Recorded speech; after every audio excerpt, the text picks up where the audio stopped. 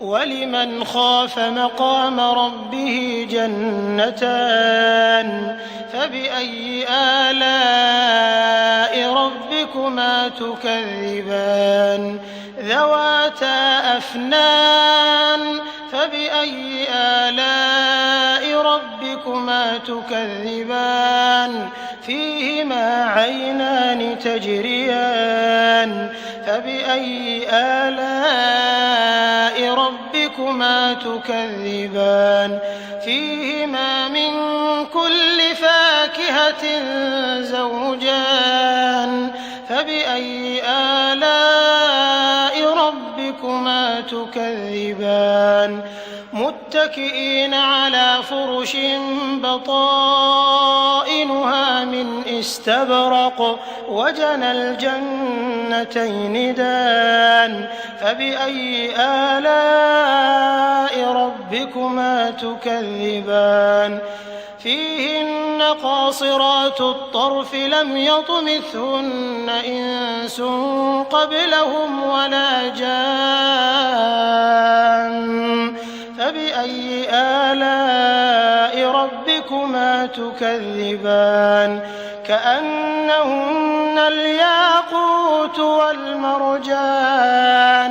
فبأي آلاء ربكما تكذبان هل جزاء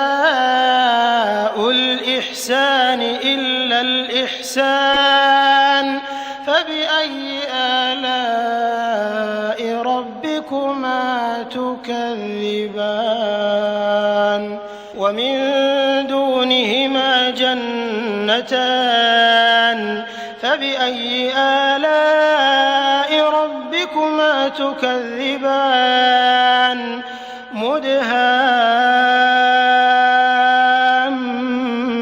مدهامتان فبأي آلاء ربكما تكذبان فيهما عينان نضاختان فبأي آلاء ربكما تكذبان فيهما فاكهة ونخل ورمان فبأي آلاء ربكما تكذبان فيهن خيرات حسان فبأي آلاء ربكما تكذبان حور مقصورات في الخيام فبأي